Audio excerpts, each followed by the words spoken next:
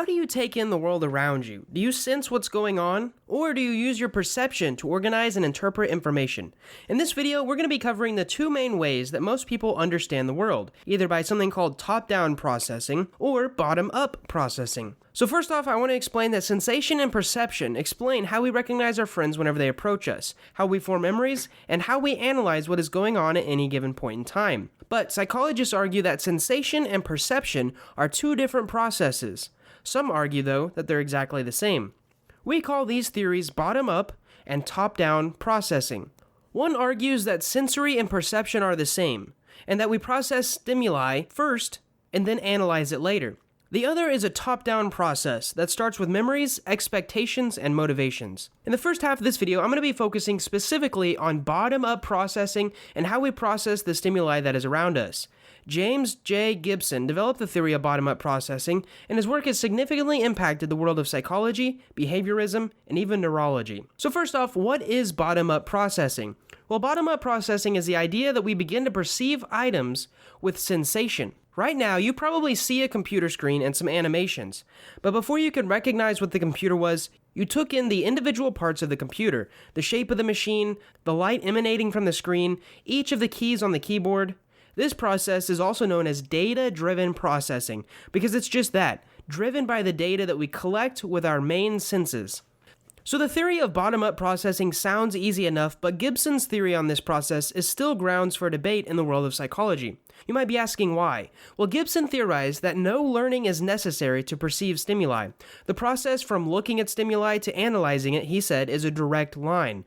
As the visual stimuli moves from the retinas into the eyes to the visual cortex in the brain, we begin to move deeper and deeper into an analysis of what we're actually seeing. Bottom-up processing is a reductionist theory, and reductionism is the idea that we break down big ideas into their most basic parts.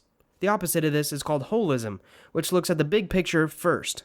Whenever you apply this idea to the nature versus nurture debate, it is clear that Gibson and bottom-up processing takes the side of nature. He is arguing that we were solely using nature to perceive the world and analyze what we are seeing.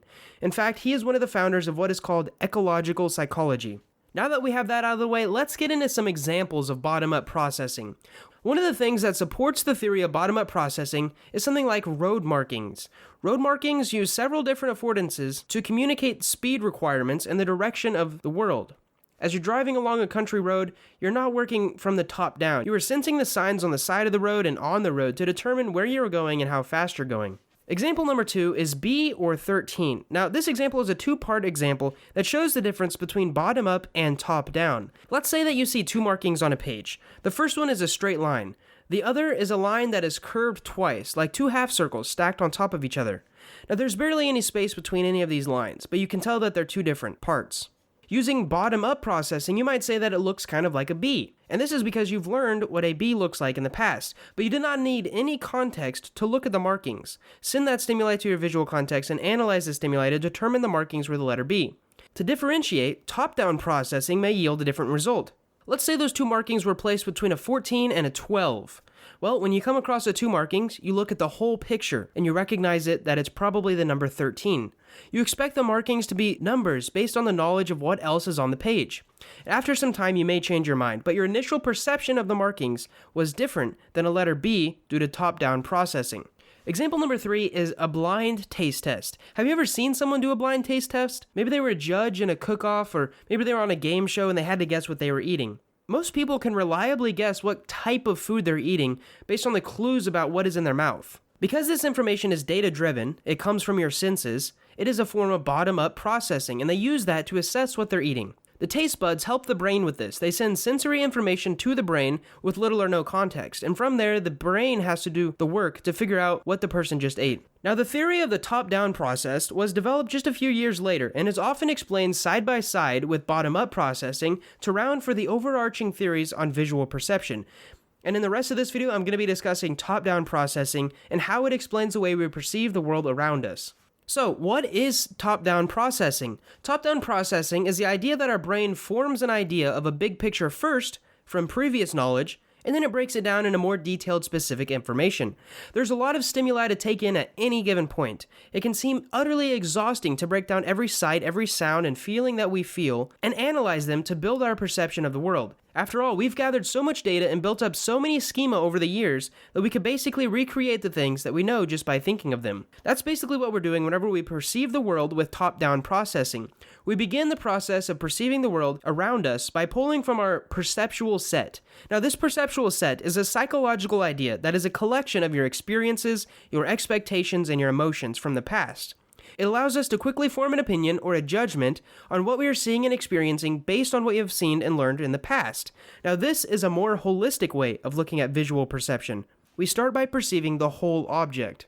So who came up with this type of processing? The man responsible for developing this take on visual perception theory is British psychologist Richard Gregory. Gregory did not coin the term top-down processing or create this idea from scratch. His theory was mainly realized as a response to Gibson, and he credits Armand von Helmholtz as the father of the theory. Gregory proposed that while the eye does take in a lot of stimuli, most of it is lost by the time it reaches the brain, so we can't possibly construct our entire perception of the world in front of us in the direct way that Gibson proposed. And in order to fill in the blanks, the brain uses hypotheses based on what it expects and what it already knows about the world.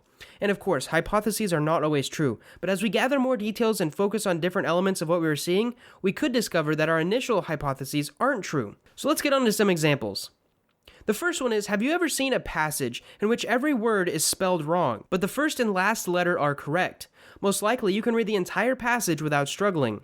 The individual words themselves make no sense, but reading the word as a whole, and within the context of a larger sentence, it's a breeze. You can completely understand it. And while the passage is not written in order to support top-down processing, it could serve as evidence to prove that we really do look at the big picture whenever we go to understand things.